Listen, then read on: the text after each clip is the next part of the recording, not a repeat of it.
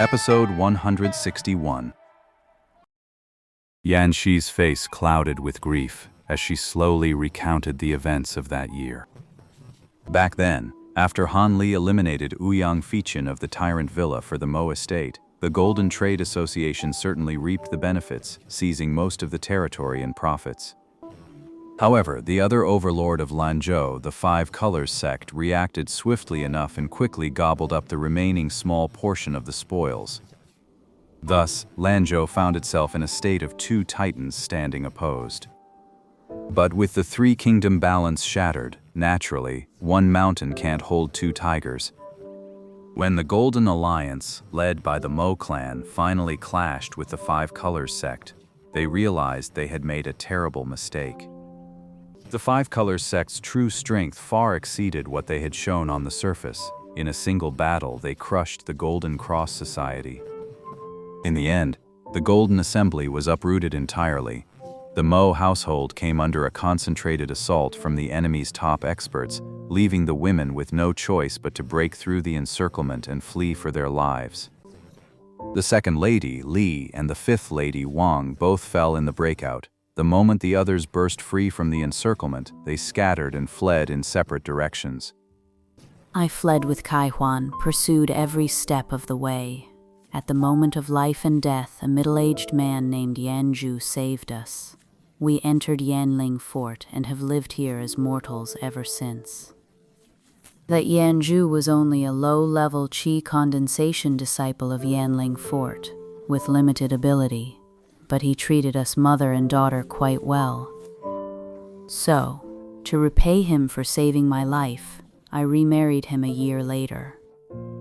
As for Kai Huan, she grew more alluring by the day. Yanju, fearing this would invite trouble, simply announced to the world that she was an ill-omened widow who had already been married outside the fortress before entering it, and that she had only come here after her husband had died.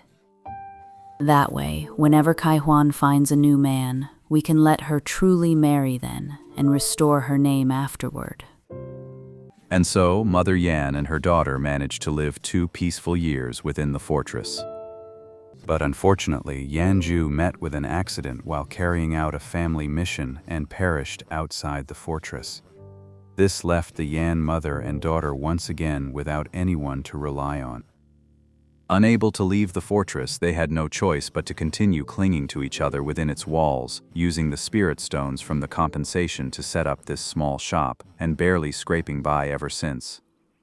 If things go on like this, the shop's income won't be much, but it'll still cover my medical expenses and medicine. But then, out of nowhere, the wholesale shops that had always supplied us with low-grade talismans suddenly cut us off all at once. It was like adding insult to injury. But Madame Yan was far too clever. She spotted the problem immediately, and with a little analysis, she identified the culprit behind it all. It turned out to be a certain cultivator living nearby. He had taken a fancy to Mo Kai Huan, who often passed by his door, and despite the rumors of her being a husband killer, he had actually proposed to take her as a concubine. Naturally, Madame Yan refused. The offended cultivator had no choice but to leave in a huff, and with that, the one pulling the strings behind the scenes became perfectly clear.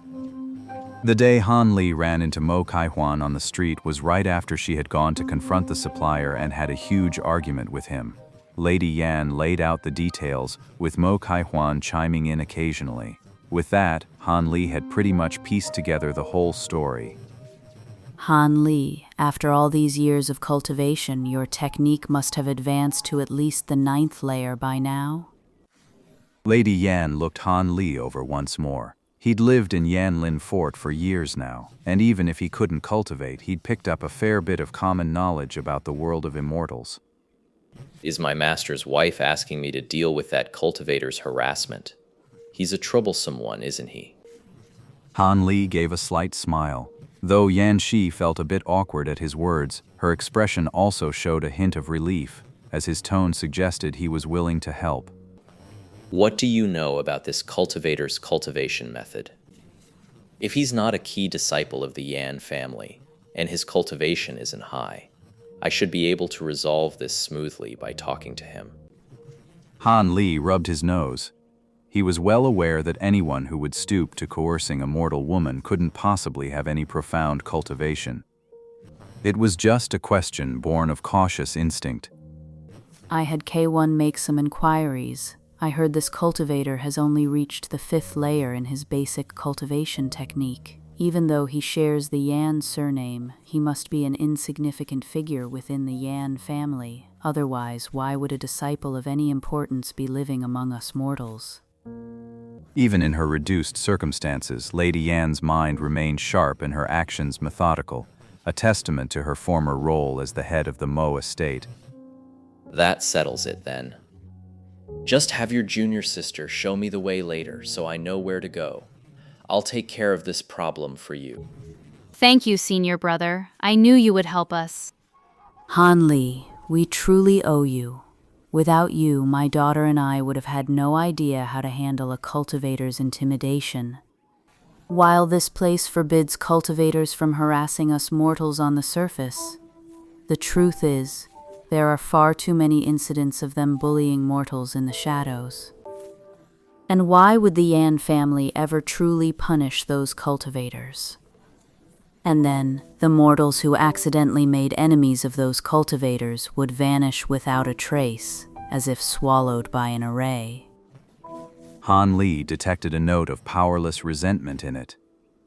After all, compared to the glory days when the Yan clan held the power of life and death in the Mo estate, this current life of swallowing insults must indeed feel humiliating. Han Li was silent for a moment, then suddenly asked a question that had been puzzling him. Xinyang, my martial sister, is long past the age to marry. Why not find a suitable match for her within the fortress? If she were to marry a cultivator, wouldn't that give her someone to rely on? Marriage. I'd never marry one of those Yan family cultivators. What's wrong?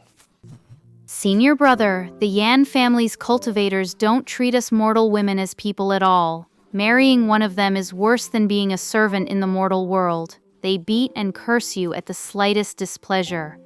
I'd rather die alone than ever marry into the Yan family. Han Li, you don't understand. A friend your junior sister made here married a cultivator from the fort, and not only was she never treated with any respect, she was constantly abused, and after her beauty faded, she was callously sent back home with a letter of divorce, citing some flimsy excuse. Her fate was utterly tragic. As for that cultivator, he married a younger, prettier woman. Cultivators with a good heart, like K1's stepfather, are far too rare around here. I don't want her to go and suffer.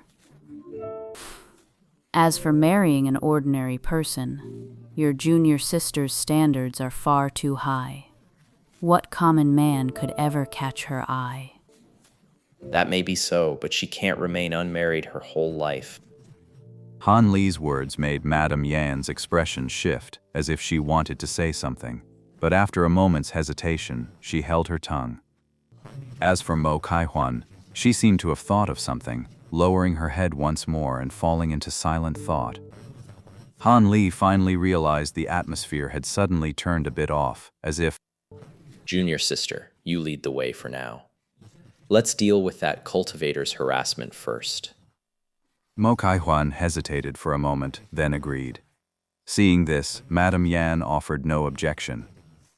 So Han Li and Mo Kaihuan temporarily left the shop and headed straight for the cultivator's residence, which seemed to be quite a distance away.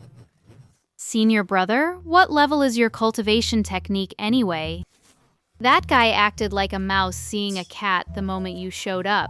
He kept calling you senior and bowing non-stop, with a look of reverence as if he'd met his own ancestor. At this point, Mo Kaihuan had completely reverted to the cheerful image Han Li held of her, chattering non-stop on the secluded path back. She hardly seemed like a woman in her 20s at all. It's nothing. I'm just one cultivation level higher than him. According to the rules of the cultivation world, he really should call me senior. Just thinking about the ridiculous look on his face when he saw me appear still makes me want to laugh. This time, Han Li said nothing, merely watching Mo Kaihuan with a faint smile. After a moment, Mo Kaihuan shyly turned her face away and fell silent. But a moment later, he suddenly said something that took Han Li completely by surprise. Senior brother, is it really true that without a spirit root one can never become a cultivator? I want to be a cultivator, just like you. Han Li felt a pang of heartache but could only remain silent. From ancient times to the present, those without a spirit root cannot cultivate magic. This is an immutable truth of the cultivation world, unchanged for hundreds of thousands of years. How could I possibly have the power to break it? Seeing Han Li's expression, Mo Kaihuan's previously fervent heart instantly cooled. She knew this incredibly capable senior brother seemed to have no solution either. She couldn't help but sink into a somber mood, falling a few steps behind Han Li and walking slowly, her entire demeanor turning quiet and subdued. When the two of them were not far from the small shop, Han Li suddenly stopped, turned, and bid farewell to Mo Kaihuan. I have other matters to attend to, so I won't be going back to see my master's wife. Let's part ways here. I'll be staying at Yanling Fort for a while longer. We'll probably cross paths again. What? You're leaving already, senior brother? I've left a few dozen spirit stones here for Xinyang, in case of emergencies. This is all I can do for now. Han Li pulled a small leather pouch from his storage pouch and handed it to Mo Kaihuan. Thank you, senior brother. Seeing Mo Kaihuan like this, Han Li felt an inexplicable pang of discomfort in his heart. But after a moment's hesitation, he produced a silver vial and poured out a single pink pill. Swallow this. It won't make you a cultivator, but it will preserve your youthful appearance for the rest of your life without aging. Consider this a small gift from your senior brother. Senior brother, Mo Kaihuan's heart swelled, ready to pour out her feelings, but Han Li didn't give her the chance. With a flick of his finger, the pill flew directly into her mouth, sliding down her throat before she could react. Junior sister, I'm leaving. Take care of yourself and our master's wife. With those words, Han Li's figure blurred for an instant, and then he vanished from the spot. Senior brother. Mo Kaihuan hurried forward a few steps, scanning the area, but Han Li was nowhere to be seen. With no other choice, Mo Kaihuan could only walk slowly and dejectedly back toward the shop. A moment later, Han Li emerged from behind a house not far away. He watched silently for a moment, then turned and left without a second thought. Han Li couldn't be certain what this junior sister wanted to say to him, but he had a pretty good guess. It was just a pity that he and she were never meant to be. What's more, the disparity in their lifespans after his foundation establishment was simply too vast. That was the real reason he was unwilling to get entangled in such feelings. After all, watching someone you love wither away before your eyes, powerless to stop it, was something Han Li simply could not accept.